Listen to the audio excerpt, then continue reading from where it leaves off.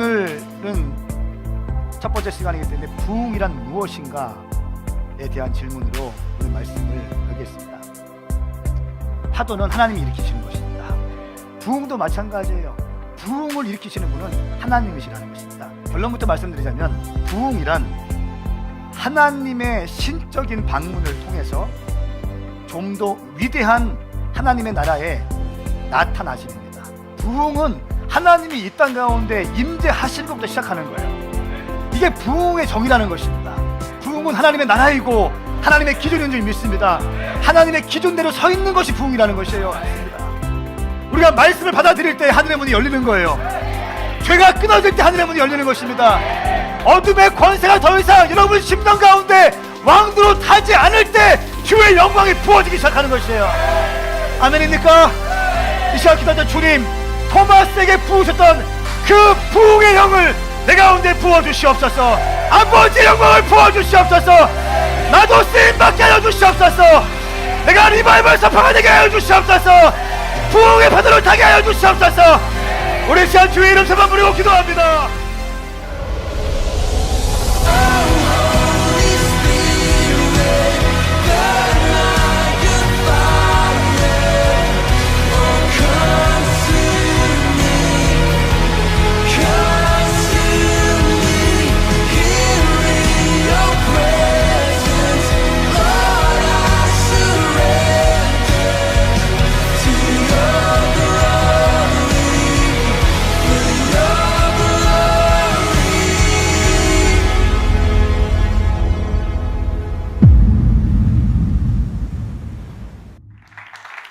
할렐루야. 이런 부흥의 파도를 탈 준비 되셨습니까? 지난주에는 부흥에 대해서 설교했습니다. 부흥은 하나님께서 하늘을 찢으시고 이 땅 가운데 강림하시는 것이다. 그리고 이 땅 가운데 하나님의 나라를 세워나가시는 것이다. 할렐루야. 이것이 부흥이라고 말씀드렸습니다. 부흥은 사람이 일으키는 것이 아닙니다. 부흥은 사람이 일으킬 수 없습니다. 부흥의 파도는 사람이 일으킬 수 없는 것이죠. 많은 사람들이 부흥과 파도를 비교합니다. 파도가 인간의 어떠한 논리와 테크놀로지를 일으킬 수 없는 것처럼 부흥도 역시 인간의 조작적으로 인간의 어떤 감정을 뜨겁게 함으로 일으키는 것이 아닙니다. 부흥은 하나님께서 하늘을 찢으시고 하늘을 여시고 이 땅에 강림하실 때 일어나는 것을 믿습니다. 그런데 부흥의 파도를 타기 위해서는 성령의 바람이 불어야 한다는 것입니다. 이 땅에 하늘을 찢으시고 하나님이 내려오신다는 것은 성령님의 임재를 의미하는 것입니다. 성령의 바람을 탈 때 부흥의 파도를 탈 수 있는 줄 믿습니다. 오늘은 리바이벌 서퍼 두 번째 시간인데요, 성령의 바람이 불면 부흥의 파도는 일어난다. 성령의 바람이 불면 부흥의 파도가 일어난다 라고 하는 제목으로 하나님 말씀을 나누겠습니다. 성령님은 누구신가? 여러분 성령님 사모하십니까? 교회는 성령님으로 시작되었습니다. 그리고 성령님과 함께 교회는 다시 오실 예수 그리스도를 맞이하게 될 것입니다. 요한계시록 22장 17절 말씀에 교회와 성령과 신부가 오라 하시는도다. 성령과 이 신부는 교회를 의미합니다. 이 마지막 때의 교회 패러다임은 교회와 성령이 하나가 되어서 다시 오실 예수 그리스도의 재림을 갈망해내는 것입니다. 이것이 교회의 패러다임, 마지막 때 교회의 패러다임인 것입니다. 교회의 첫 시작도 성령님의 강림으로 시작되었습니다. 그리고 교회의 마지막도 성령님과 함께 가는 것입니다. 교회에서 성령님을 빼놓고 설명할 수 없습니다. 예배는 성령님을 소외시키고 설명될 수 없는 것입니다. 믿음이라고 하는 것은 성령님을 제외하고 설명될 수 없는 것입니다. 신앙생활이라고 한다는 것은 성령님을 소외하고 설명될 수 없는 요소입니다. 복음주의 최고의 신학자이며 설교가인 마틴 로이드 존스 목사님은 20세기 동안 무려 1000년이 넘는 시간 동안 교회에서 성령님은 철저하게 소외당했다라고 얘기했습니다.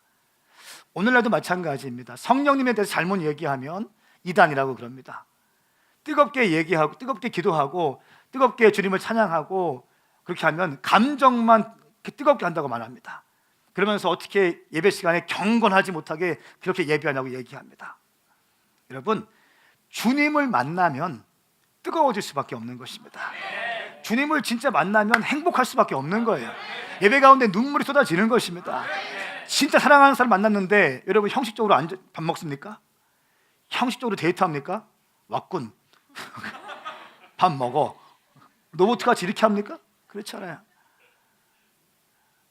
벌써 오기 1시간 전부터 설레이는 거죠. 오늘은 어떤 옷을 입고 올까? 하늘색 남방을 입고 올까? 흰색 남방을 입고 올까? 설레이는 거죠. 그리고 내 눈에 보였을 때는 감정이 막 솟구치기 시작하는 겁니다. 잘 지냈냐고, 반갑다고, 안고, 좋은 거 먹으면 생각나게 되고, 맛있는 음식 먹고 난 다음에 꼭 같이 가고 싶고, 그런 거 아니에요? 예수 믿는 것도 이렇게 예수 믿어보십시오. 얼마나 행복한지 모릅니다. 이게 없고 종교적으로 예수 믿으니까 바리새인과 서기관의 스피릿이 들어가서 모든 것이 삐딱하게 보이는 거예요. 모든 것이 형식적으로 보이는 겁니다. 감정은 없고 그냥 판단만 하려고 그래요. 그러니까 돌파가 없는 것입니다. 그러니까 은혜가 없는 것이에요. 여러분, 마음이 활짝 열리기 축복합니다. 저희는 다른 거 없습니다. 여러분 모두가 예수님을 뜨겁게 사랑했으면 좋겠어요. 정말 주님께 모든 것을 다 동원해서 예배했으면 좋겠어요. 할렐루야. 성령님은 누구신가? 성령님은 하나님이십니다. 성령님은 하나님이십니다. 창세기 1장 2절 말씀에 그 땅은 형태가 없고 비어 있었으며 어둠이 깊은 물 위에 있었고 하나님의 영은 수면 위에 움직이고 계셨습니다 말씀하고 있습니다. 하나님의 영이 계셨다는 거예요. 아무것도 없는 상황 가운데, 흑암 가운데 수면 위에서 하나님의 영이 계셨다는 거예요. 성령님은 태초에 이 땅을 창조하신 하나님과 함께 하신 분이십니다. 그리고 하나님께서 우리를 창조하실 때 이렇게 말씀하셨어요. 하나님께서 말씀하신 우리가 우리의 형상대로, 이 형상이라는 말을 이 NIV 찾아보니까 이미지라고 나와 있어요. 이미지. 하나님의 이미지, 하나님의 이미지로 인간을 창조했다는 것입니다. 여러분 그거 아세요? 당신의 형상에는요 하나님의 이미지가 담겨 있습니다. 그러니까 저는 이 말씀 통해서 제 낮은 자존감이 돌파됐어요. 이 말씀 한 말씀 때문에 제 낮은 자존감들이 돌파가 됐어요. 그렇구나. 나의 정체성은 나의 학교가 아니라, 내 은행 잔고가 아니라, 나의 스펙이 아니라, 내 과거의 어떠한 삶이 아니라, 나의 이미지는 하나님의 이미지를 일식받아서 창조된, 하나님의 형상으로 창조된 피조물이구나. 할렐루야. 이것에 대한 계시가 열리니까 당당한 거예요. 즐거운 거예요. 작은 것에 슬퍼하지 않습니다. 시험 좀 못 봤다고 괜찮습니다. 왜? 내가 믿는 주님은 크신 주님이십니다. 제가 봉고차를 타고 다니면서도 큰 소리 빵빵 칩니다. 그랬어요. 흰색 카니발 이제 폐차하려고 합니다. 그런데 폐차에 이제 하도 오래돼가지고 그 차에 15명씩 다, 차가 없으니까 차는 없고 사역은 가야 되고 소년원 캠프 같은 거 할 때 스태프들 한 차로 막 가야 되고 하니까, 그때 지금은 전사님들 차도 있지만 그때는 달랑 차가 한 대였어요. 저희 교회. 그러니까 다 가서 15명 흰색 카니발에 참 가능했습니다. 불법을 행했죠. 그렇게 지금 폐차되지만 여러분 보십시오. 하나님의 형상으로 우리가 지어졌다는 것입니다. 그런 차를 타고 와서도 사역 열심히 하는 거예요. 덜덜거리면서도. 왜 그래요? 나는 이 털털거리는 자동차가 나의 정체성을 설명하지 않는다는 걸 믿고 있어요. 나는 내가 나온 학교가 나의 정체성을 설명하지 않는다는 걸 내가 잘 알고 있어요. 우리 통장의 잔고, 아파트 평수가 황성은의 정체성을 결정할 수 없어요. 하나님의 이미지가 내 가운데 들어와 있는데, 할렐루야. 하나님의 이미지를 갖고 살아가는 사람인데 그런 거에 의해서 제가 눈치 보고 위축될 필요가 없다는 것이죠. 이것이 여러분 가운데 동일하게 계시되기를 축복합니다. 자, 신약 성경에서 헬라어로 푸뉴마라고 합니다. 하나님의 영이라고 하는데요, 이 성령에 대한 푸뉴마라는 단어가 379번 등장합니다, 신약에서만. 그리고 구약에서 루아흐라고 하는데 바람이라고 해요. 바람과 숨이라고 합니다. 바벨론 포로기 이후부터 사용되었는데 총 275번이 나옵니다. 그리고 사도행전에만 저희가 개척하기 전에 장성 선생님과 그 금요일 날 기도하는 모임이 있었거든요. 그 기도 모임 때 사도행전 한 장씩 읽었어요. 그러면서 나올 때마다 한 장 읽고 기도하고 한 장 읽고 기도하고, 성령 나올 때마다 동그라미 쳤어요. 기억나세요? 네. 성령 나올 때마다 동그라미 쳤어요. 그러니까 지금 정확히 기억 안 나는데 55번에서 65번 사이 약 60번 정도가 사도행전에만 성령이라는 단어가 기록되어 있어요. 그만큼 성경은 성령에 관한 책입니다. 성령님과 함께하는 책입니다. 성령님은 하나님이십니다. 이 땅을 창조하실 때부터 삼위일체 하나님이 계셨습니다. 할렐루야. 함께 계셨고 우리의 형상으로, 이 우리라고 하는 것은 삼위일체 복수입니다. 우리의 형상대로 성부, 성자, 성령의 형상을, 우리의 모양을 따라서 사람을 만들었다 말씀하고 있습니다. 우리 가운데 그 하나님의 형상이 들어있다는 것입니다. 다시 한번 정리합니다. 성령님은 하나님이십니다.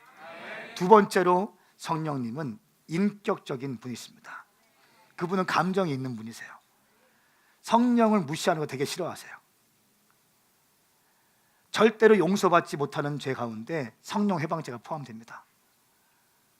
절대로 용서받지 못할 죄가 몇 가지 있는데 그 가운데 하나가 성령을 회방하는 거예요. 성령을 방해하는 거예요. 하나님의 역사를 위축시키는 거예요. 그러니까 예배할 때 제가 가운데 영이 반응했어요. 여러분 어떠세요? 느끼셨어요? 하나님의 임재가 느껴지기 시작하는 거예요. 제가 올라온 이유가 아직 우리 예배단 형제가 아직 조금 그냥 끊어버릴까 봐 지금 더 가야 된다고, 그냥 끊지 말라고, 시간 때문에 쫓기지 말라고, 끊지 말라고, 더 가라고. 할렐루야. 성령님의 일하심이 있으면 끊을 수 없는 것입니다. 저는 언제가 우리가 예배할 때 예배가 3시간 4시간 드려지기 축복합니다. 일부러 저희가 그렇게 길게 늘어뜨리지 않겠습니다. 그러나 성령님이 임하실 때 예배를 7시간까지 드릴 수 있는, 할렐루야. 막 짜내는 거 아니라 성령님의 인도하심 때문에, 그 임재가 너무 강력하기 때문에, 누구도 부인할 수 없는 임재가 있기 때문에 그것을 끊어버리지 않는 지혜가 우리 가운데 있게 축복합니다. 여러분, 성령님은 하나님이시고 인격적이신 분이십니다. 감정이 있다는 것입니다. 요한복음 14장 16절 17절 말씀 같이 읽겠습니다. 시작. 내가 아버지께 구할 것이니 아버지께서 너희에게 다른 보혜사를 보내셔서 너희와 영원히 함께 있도록 하실 것이다. 그분은 진리의 영이시다. 세상은 그분을 볼 수도 없고 알 수도 없기 때문에 그분을 받아들일 수가 없다. 그러나 너희는 그분을 안다. 그분이 너희와 함께 계시고 또 너희 안에 계실 것이기 때문이다. 아멘. 다른 보혜사, NIV에 보니까 another counselor 나와 있습니다. 상담사. 다른 보혜사를 보내셔서 너희와 함께 있도록 하실 것이고 또 너희와 함께 계시고 또 너희 안에서 계실 것이다. 여러분, 이것은 약속인 줄 믿습니다. 여러분과 함께 하신다는 것입니다. 이 보혜사라고 하는 파라클레토스는요, 이 합성어입니다. 파라라고 하는 것은 옆에, 곁에서라고 하는 의미입니다. 클레토스라고 하는 것은 말씀하시다라고 하는 의미가 있어요. 그러니까 파라클레토스, 보혜사라는 의미는 옆에서, 곁에서 나에게 말씀하시는 분이에요. 이것이 보혜사의 의미인 것입니다. 그러니까 이 보혜사를 보니까 NASV에는 헬퍼라고 나와 있습니다. 돕는 자라고 기록하고 있고, 또 NIV에서는 카운셀러, 상담자라고 얘기하고 있습니다. 또 킹제임스 버전에서는 위로자라고 말하고 있습니다. 보혜사는 우리의 헬퍼이시고 카운셀러이시고 우리를 위로하시는 분인 줄 믿습니다. 성령님은 단순히 멀리 계신 삼위일체 하나님 중에 한 분이 아니시라는 거예요. 그냥 능력 있고 전능하시고 광대하시고 이 땅을 창조하신 분 맞습니다만, 거기까지가 전부가 아니라 내 옆에 오셔서 나와 함께 하시고 여러분들이 어딜 가든지 함께 하시면서 여러분을 위로하시고 격려하시고 도와주시고 상담해 주시고 어디로 가야 될지 말씀해 주시는 분이십니다. 여러분이 고민 가운데 있을 때 하나님께서 말씀하신다는 것입니다. 여러분이 실패 가운데 있을 때 격려하신다는 것입니다. 여러분들이 낙심 가운데 있을 때 위로하신다는 것입니다. 그 보혜사 하나님이 여러분과 함께 하실 것입니다. 그분은 대단히 인격적인 분이십니다. 세 번째, 성령님은 나와 함께 하시는 분이십니다. 성령께서도 우리의 연약함을 도와주십니다. 우리는 마땅히 무엇을 기도해야 알지 못하지만 성령께서 친히 말할 수 없는 탄식으로 우리를 위해 간구하시는 거예요. 우리는 잘 몰라요. 무엇을 위해 기도할지 모른다는 거예요. 우리는 때로는 시험이 들어서 내가 지금 어떤 상태인지 모릅니다. 그러나 성령은 아신다는 거예요. 그래서 나를 위해 중보하신다는 것입니다. 안타까운 마음으로 말할 수 없는 탄식으로 말할 수 없을 정도로 애통하고 안타까운 심정으로 성령께서 여러분들 한 분 한 분을 위해서 기도하신다는 것입니다. 이것이 성령님이라는 것입니다. 여러분 보세요. 그런 성령님께 나가는데 어떻게 막 경직되게 나갈 수 있겠습니까? 우리가? 아니죠. 찬양 가운데서도 주님 말씀하실 때가 있어요. 그럼 어떻게 하셔야 돼요? 들으셔야 돼요. 반응하셔야 된다는 거예요. 주님께서 그때 뭐 하기 원하신다는 게 있어요. 그럼 그때 선포하셔야 된다는 것입니다. 그러니까 하나님을 느낀다는 게 되게 중요합니다. 근데 제가 가만히 보니까 한국 땅 가운데 조선왕조 500년의 그 유교의 영이 있습니다. 그죠? 유교가 500년을 지배했습니다. 그 500년 동안 유교의 영이 조선을 지배했는데 그 유교의 스피릿이 아직까지 한국교회에 남아있는데 가장 심각하게 많이 남아있는 것이 교회라고 저는 봐요. 여러분, 신앙생활은 영적 생활이고 생명과 관계된 것입니다. 하나님을 경외하는 것은 너무 중요합니다. 그러나 하나님을 예배할 때는요, 우리가 온 마음으로 주님을 예배하는 것입니다. 할렐루야. 마음과 정성과 뜻과 생명과 목숨을 다해야 하는 것입니다. 이렇게 예배할 때 돌파가 있는 것입니다. 네 번째, 성령님은 교회를 세우시는 분이다 말씀하고 있습니다. 교회를 세우는 분이다. 사도행전 20장 말씀에 여러분은 자신과 양떼를 잘 살피고 조심하십시오. 성령께서 여러분을 감독자로 세우셔서 하나님께서 자기 피로 사신 교회를 돌보게 하셨습니다. 주의 종을 세우셔서 교회를 돌보게 하신 거예요. 감독하게 하신 거예요. 시험에 들지 않도록, 낙심되지 않도록, 이단들이 들어와서 하나님의 백성들을 어떻게 하지 못하도록 보호하게 하는 겁니다. 청년들의 이성관계에 어떤 교제나 이런 것들을 바운드리를 만들어놔서 넘어지지 않도록 보호하는 거, 하나하나 다 보호하는 거, 더 기도할 수 있도록 만들어내는 거. 할렐루야. 자기 피로 사신 교회를 돌보게 하셨습니다. 성령님은 교회를 세우는 분이십니다. 교회는 크게 세 가지가 있죠. 이 오메가 교회 같은 로컬 처치가 있습니다. 지역 교회가 있죠. 또 선교단체, 파라처치 선교단체가 있습니다. 그 파라처치 교회가 있습니다. 선교단체 교회가 있습니다. 그리고 심령교회가 있습니다. 여러분 한 분 한 분이 하나님의 성전이에요. 하나님의 교회입니다. 성령님이 당신 가운데 임하시면 당신은 회복되는 것입니다. 성령님이 우리 교회 가운데 임하시면 우리 교회는 회복되는, 부흥되는 거예요. 성령님이 단체 가운데 임하시면 부흥되는 겁니다. 여러분, 이 모든 교회들을 주님께서는 하나로 보십니다.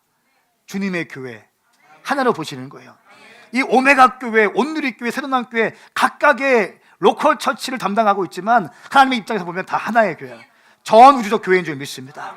여러분, 성령이 임하시면 교회가 세워지게 되는 것입니다. 낙심되었던 영혼들이 성령 받으면 회복이 일어나요. 절망 가운데 있던 인생들이 성령 받으면 다시 희망을 받게 되는 것입니다. 사망의 음침한 골짜기를 걸어갈지라도 성령님이 함께 하시면 비전이 보이는 거예요. 스올 같은 터널을 지나갈지라도 성령님이 임하시면 빛을 보게 되는 것입니다. 성령님이 역사하심이에요. 아멘인가요? 저는 여러분 10년 가운데 부흥이 일어나게 선포합니다. 성령이 임하시기 축복합니다. 교회 가운데 성령의 부흥이 일어날지어다. 부흥이 일어날지어다. 성령님이 임하시기 축복합니다. 고전 14장 12절 말씀에 이와 같이 여러분은 성령의 은사들을 간절히 원하는 사람들이니 교회를 위해 더욱 풍성하게 받기를 구하십시오 말씀하고 있습니다. 은사는 무엇을 위해 받습니까? 교회를 위해 받는 거예요. 그러니까 교회를 사랑하셔야 돼요. 여러분, 오메가 교회 사랑하셔야 됩니다. 양다리 걸치고 있으면 안 됩니다. 간 대충 보셨으면 빨리 쑥 들어오십시오. 아멘? 그냥 빨리 쑥 들어오십시오. 쑥 들어오셔야 됩니다. 주님의 교회를 사랑하시는 것이 하나님을 사랑하는 거, 예수님을 사랑하는 것입니다. 우리에게 은사를 부어주신 이유, 성령을 받게 하신 이유 무엇입니까? 교회를 위해서 더욱 풍성하게 받기를 구한다 말씀하고 있습니다. 간절히 원하는 사람들이니 교회를 위하여 더욱 풍성하게. 은사는 교회의 덕과 하나님의 영광, 이런 두 가지 기둥 위에 서 있습니다. 할렐루야. 저는 우리 오메가 교회가 성령님을 추구하는 교회 아닙니까? 성령님의 그 은사들, 외적 충만, 이 플레스와 플레르가 동시에 임하게 축복합니다. 성령님의 내적 충만인 성령의 열매와 성령의 외적 충만인 성령의 은사의 균형이 일어나길 축복합니다. 저는 우리 교회에서 예언이 일어났으면 좋겠어요. 우리 교회에서 치유가 있었으면 좋겠습니다. 우리 교회에서 병 고치는 은사가 일었으면 좋겠습니다. 우리 교회에서 축사가 있었으면 좋겠습니다. 우리 교회에서 지식의 말씀에 은사 받은 사람들이 일어나길 축복합니다. 그러나 이 모든 것은 교회의 덕과 하나님의 영광, 할렐루야, 이 두 가지 기둥 위에 서 있을 때만 가능하다는 것입니다. 이 두 가지 기둥을, 그 기둥이 없으니까 한국 교회 가운데 상처를 많이 입었어요. 성령 사역하면 다들 문 닫습니다. 왜 그래요? 한때 성령 받았다는 사람들이 기도원 차리면서 따라 하면서 그 사람의 심령들을 그냥 훔쳐버리는 거예요. 특별히 예언 사역하면 사람의 마음을 훔쳐갑니다. 사람의 마음을 빼앗아갈 수 있는 힘이 있는 거예요, 예언 사역은. 그러니까 어떻게 합니까? 사람들 조종해버리는 거예요. 헌금 갖고 와, 헌금 갖고 와. 너는 이 사람이랑 결혼해야 돼. 우리 기도원에 다 들어와서 인생 바치고 들어와. 집 팔고 들어와. 그런데도 놀랍게 어떻게 했습니까? 성령의 은사는 그 기도원 원장 가운데 계속 부어지게 되는 거예요. 성령님의 은사와 열매가 어떠한 이해함이 있는지 여러분 아셔야 됩니다. 성경에 보니까 성령이라고 하는 단어는요, 헬라어로만 구분되는데 플레스와 플레르로 구분됩니다. 헬라어로.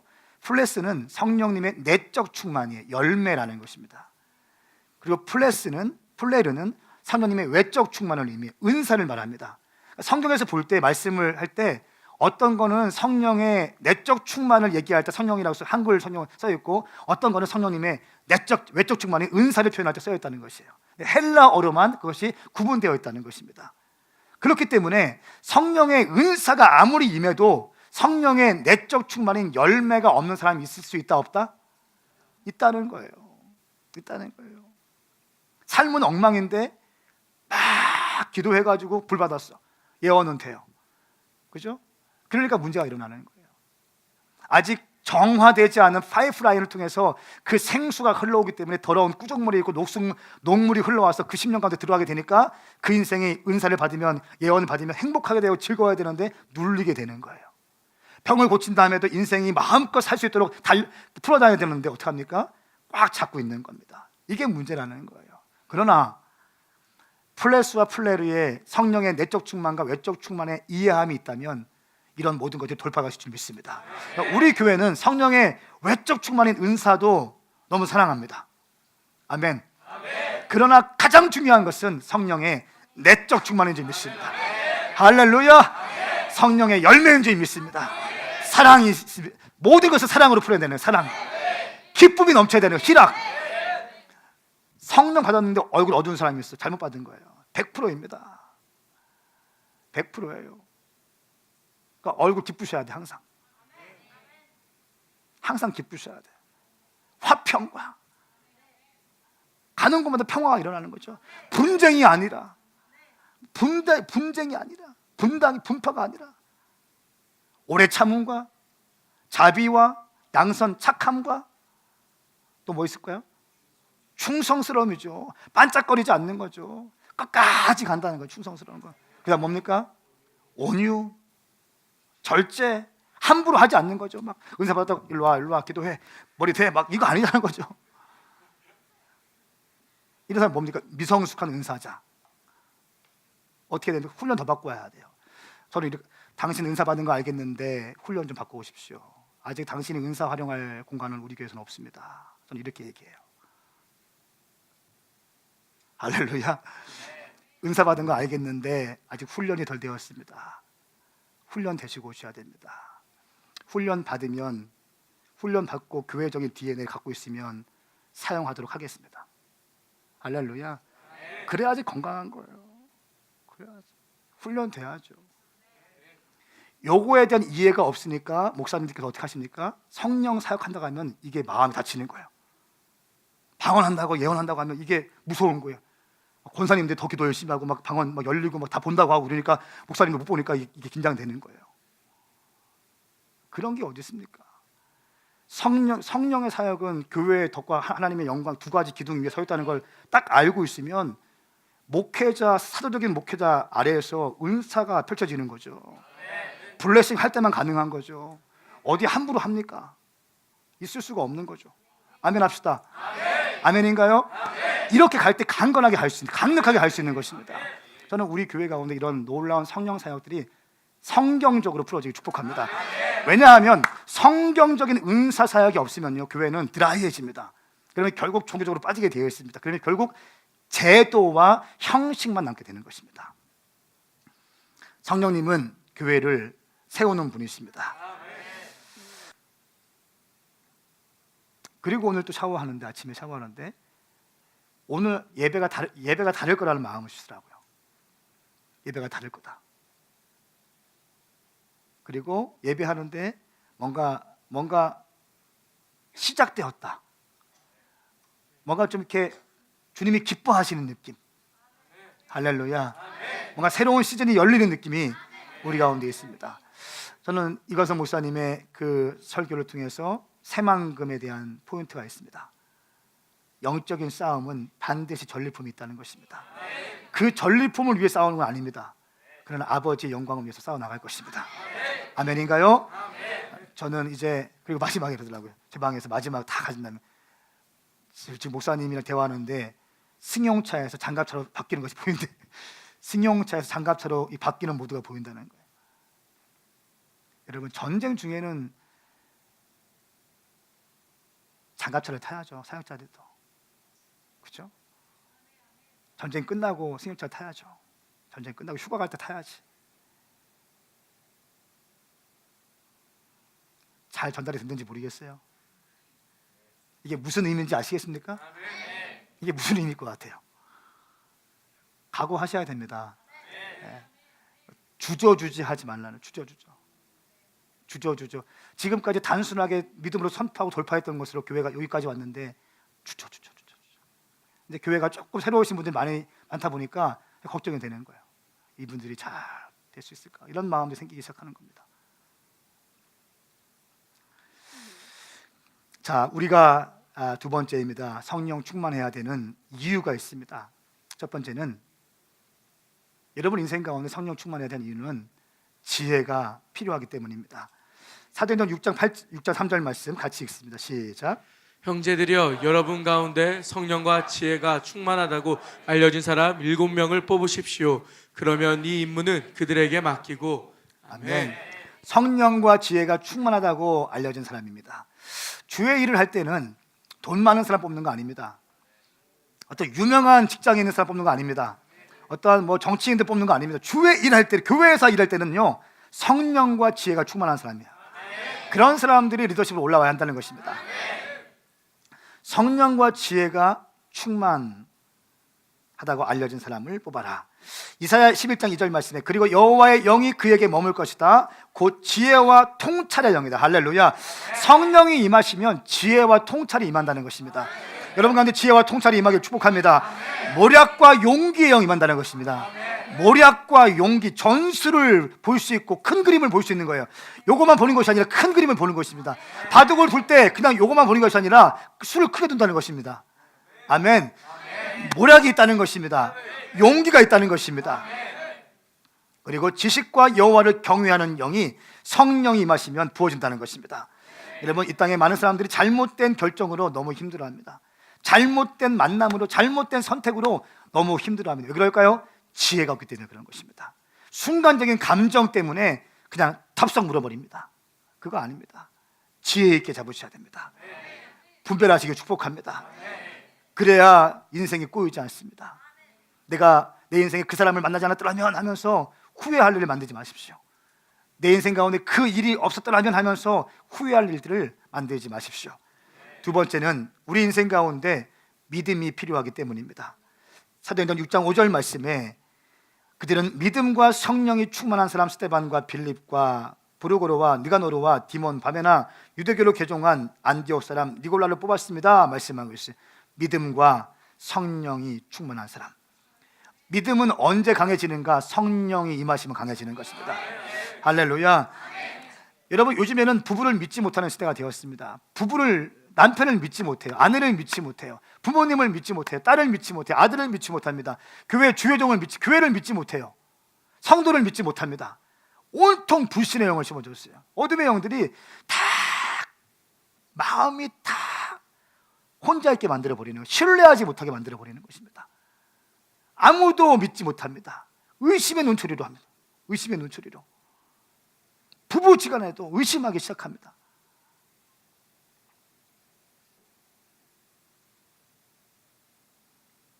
부모님은 자녀들을 의심하고 믿지 못하고, 자녀들은 부모님을 신뢰하지 못하고, 이 세대 간의 간격들이 일어나기 시작합니다. 그럴 때 심지어 하나님의 말씀도 믿지 못합니다. 지난주에 말씀드렸지 않습니까? 하버드 대학교 신학과 교수 중에 70%가 예수를 안 믿는다는 거예요. 그 사람들 밑에서 배운 사람들이 복음을, 하나님의 말씀을 말씀대로 선포할 수 있겠습니까? 이 말씀을, 능력의 말씀을 선포할 수 있겠습니까? 이것 빼고 저것 빼고 다 하면서 물들어 가겠죠. 세속주의에 물들어 가겠죠. 동성애에 대해서 아무렇지도 않게 인정하겠죠. 주일 성수에 대해서 그냥 눈 깜짝하지 않고 그 사람들이 자기 설교할 때만 교회 간다는 거예요. 하버드 신학대 교수들이 70%가 예수 믿지 않는다는 거예요. 깜짝 놀랐습니다. 말이 되냐고요, 이게. 심지어 하나님 말씀까지도 믿지 못합니다. 자기 지식을 믿는 거예요. 이 수박 덩어리만한 자기 지식을 믿는 겁니다. 자기 머리에서 논리가 인정이 되면은 받아들이고, 아니면 다 그냥 폐기 처분하는 것입니다. 네. 왜 그럴까요? 성령 받지 않았기 때문에 그래요. 거듭나지 않았습니다. 거듭난 사람들이 아닙니다. 성령으로 거듭나면 그렇게 할 수가 없는 것입니다. 아멘인가요? 아멘. 여러분, 거듭나셔야 합니다. 거듭나시기 위해서는, 믿음으로 살기 위해서는 성령 받을 때 가능한 줄 믿습니다. 성령 없이 그러므로 온전한 신앙생활 하기란 불가능합니다. 신앙생활은 성령님과 함께하는 것입니다. 세 번째, 권능이 필요합니다. 우리 인생 가운데 권능이 필요하기 때문에 6장 8절 말씀, 스데반은 하나님의 은혜와 능력이 충만해서 사람들 가운데 큰 기사와 표적을 행했습니다 말씀하고 있어요. 은혜와 능력이 충만했다라고 말씀하고 있습니다. 은혜와 능력이 충만했다. 능력 있는 삶을 살았다는 것입니다. 오늘날 사람들의 특징이 무엇입니까? 무기력증이에요. 소망이 없습니다. 비전이 없습니다. 꿈이 없습니다. 그냥 살아가는 거예요. 눈이 다 풀렸어. 어떤 희망을, 너 꿈이 뭐냐? 꿈 얘기 못합니다. 게임에만 빠져있는 거예요. 게임에만. 그렇죠? 아무런 것도 없이 그냥 그렇게 살아가는 것입니다. 무기력증. 그런 무기력한 인생 가운데 성령이 임하시면 가능하다는 것입니다. 할렐루야. 사도행전 1장 8절 말씀에 성령이 너희에게 오시면 너희가 권능을 받고 말씀하고 있습니다. 성령이 오셔야 권능을 받을 수 있는 것입니다. 무기력한 당신 인생 가운데 성령이 임하시면 돌파가 일어날 줄 믿습니다. 무기력한 당신의 가정 가운데 성령이 임하시면 돌파가 있을 것입니다. 아멘인가요?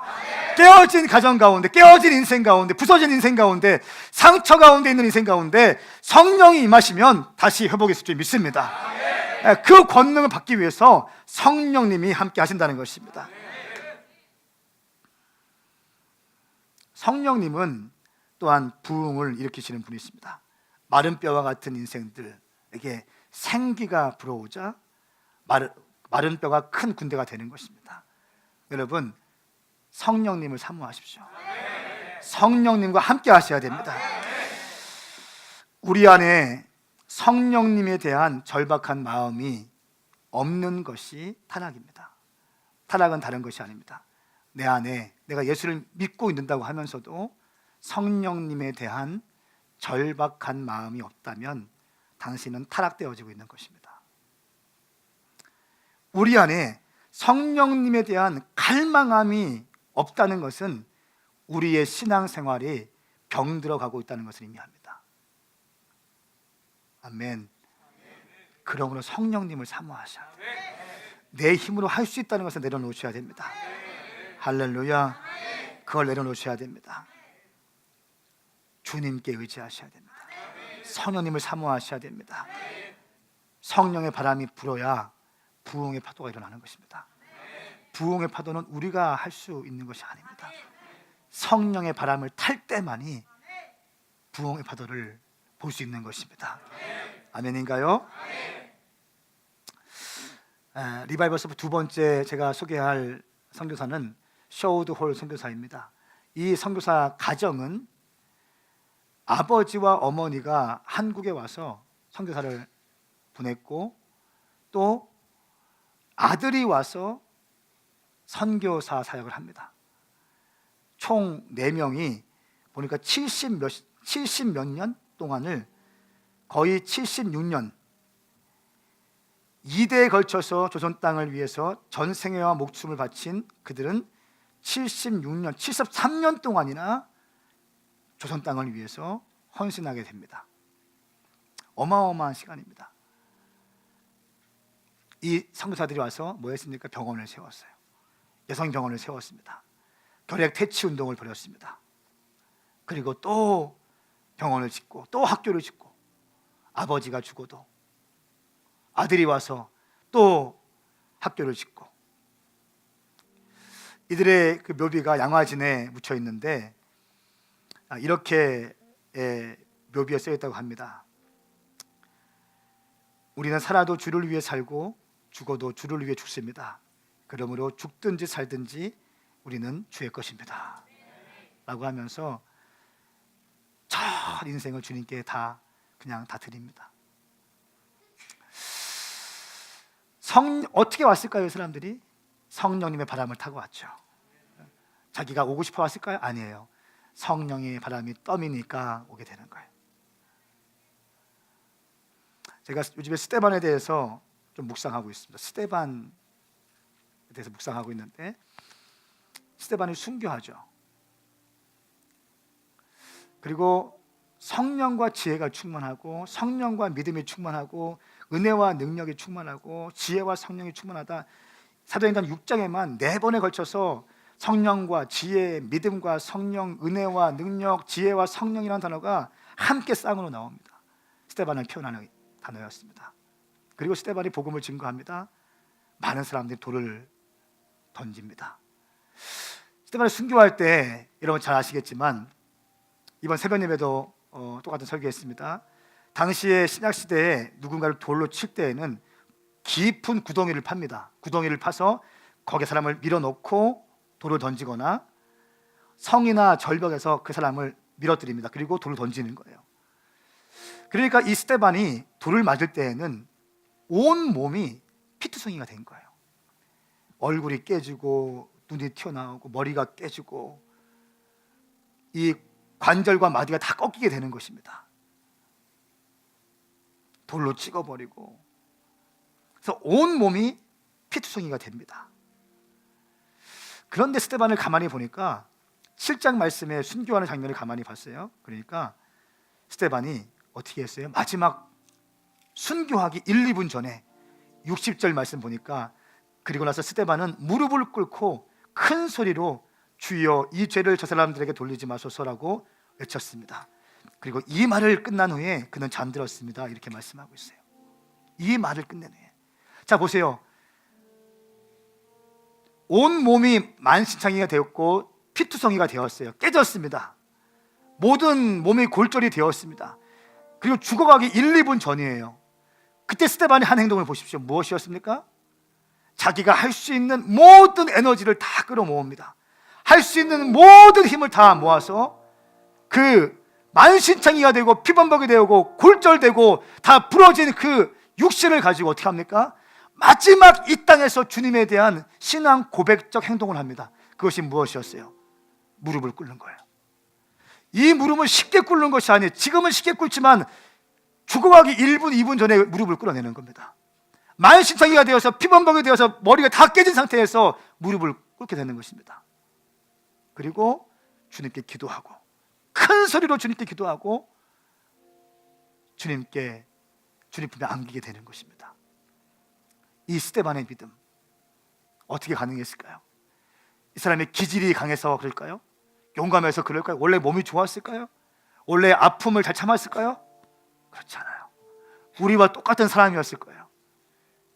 그러나 스데반을 보니까 성령과 지혜가 충만했다고 나와 있어요. 성령의 힘으로 서 있는 거예요. 성령 받았기 때문에 그것을 돌파할 수 있는 것입니다. 그 죽음을 통과해 버리는 것이에요. 그 상처를 돌파하는 것입니다. 아픔과 두려움과 또 이 땅에 있는 모든 환난을 성령님으로 인하여 돌파할 수 있는 것입니다. 그 모습을 보고 있는 예수 그리스도를 보십시오. 또 말씀 보니까 스데반이 고통당하고 있을 때 55절 말씀에 스데반은 성령으로 충만해서 하늘을 우러러 하나님의 영광과 예수께서 하나님의 오른편에 서 계신 것을 보고 이렇게 외쳤습니다. 보십시오. 하늘이 열리고 인자가 하나님의 오른편에 서 계신 것을 내가 보았습니다. 하나님 우편에서 주님께서 보좌에서 벌떡 일어나신 것입니다. 그리고 스데반을 주목하고 계신 것이에요. 스데반은 고통 가운데 있지만 죽어가기 직전에 그 주님을 보는 것이 오픈 비전 가운데 하늘문이 열린 가운데 주의 보좌 가운데 주님이 일어나서 자기를 보고 있는 것을 보게 되는 거예요. 자, 보십시오. 스데반의 눈과 그 주의 예수님의 눈이 만났을 때, 죽어가기 직전에 스데반의 그 눈이 예수님의 눈과 마주쳤을 때, 예수님은 보좌 위에 앉아서 보는 것이 아니라 벌떡 일어나시는 것이에요. 벌떡 일어나시는 것이에요. 스데반의 믿음을 보고 벌떡 일어나시는 것입니다. 여러분, 예수님을 보좌 위에서 이렇게 낼 수 있는 믿음이 있길 축복합니다. 할렐루야! 이것이 믿음이라는 것입니다. 그냥 일주일에 한 번 교회 나오는 것이 아니라 주의 보좌에 앉아 계신 주님을 이렇게 세워드릴 수 있는 그런 스데반의 믿음이 여러분 가운데 부어질지어다. 이것이 믿음이라는 것이에요. 할렐루야! 어차피 예수 믿을 때 이렇게 믿어야 된다는 것입니다. 맥시멈으로 주님을 추구하는 것입니다. 주님의 보좌를 이렇게 낼 수 있는 자, 어린 양이신 예수 그리스도 보좌 위에 앉아 계신 예수 그리스도를 일으켜낼 수 있는 자, 할렐루야! 죽음까지 통과해내는, 죽음까지 돌파해내는 성령 충만함으로 오픈 비전, 하늘의 문이 열린 것을 보고 보좌 위에서 일어나신 예수님을 이렇게 될 수 있는 스데반의 믿음이 당신 가운데 부어질지어다. 이것은 성령으로만 가능합니다. 신학 쪼가리로 절대 할 수 없어요. 논리로 할 수 없습니다. 당신의 지식과 경험 다 포기하십시오. 성령님이세요. 성령님이십니다. 성령과 지혜가 충만한 가운데 돌파가 일어나는 것입니다. 이럴 때 믿음의 돌파가 있는 거예요. 이럴 때 당신 심령 가운데 성령의 바람이 불기 시작하는 것이고 부흥의 파도가 일어날 것입니다. 다 함께 일어나십시다. 우리 주님을 찬양하십시다. 허무한 시절 지날 때 성령님을 요청합시다. 무엇이 절실할 때 깊은 한숨 내쉴 때 그런 풍경 보시며 간직하는 분 있네. 고와 같이 너희를 버려두지 않으리. 내가 너희와 영원히 함께하리라.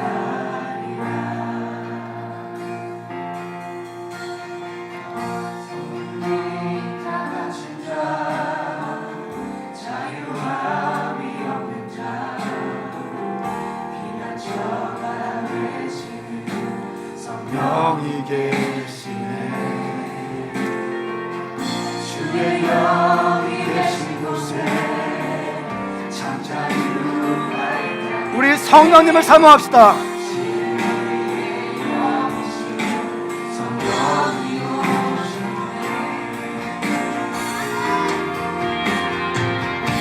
성령이 오셨네. 성령이 오셨네. 내 주의 보내신 성령이 오셨네. 우리 인생 가운데 주를 찾아오셔서 그 나라 꿈꾸게 억눌린 자 갇힌 자 억눌린 자 갇힌 자 자유함이 없는 자 피난처가 되신 성령님께 주의 영이 계신 곳에 주의 영이 계신 곳에 참 자유가 있다네. 진리의 영이신 할렐루야 성령이 오셨네. 성령이 오셨네. 성령이 오셨네. 내 주에 보내신 성령이 오셨네. 우리 인생 가운데 주는 찾아오셔서 그 나라 꿈꾸게 성령이 오셨네. 성령이 오셨네. 성령이 오셨네. 내 주에 보내신 성령이 오셨네. 우리 인생 가운데 주를 찾아오셔서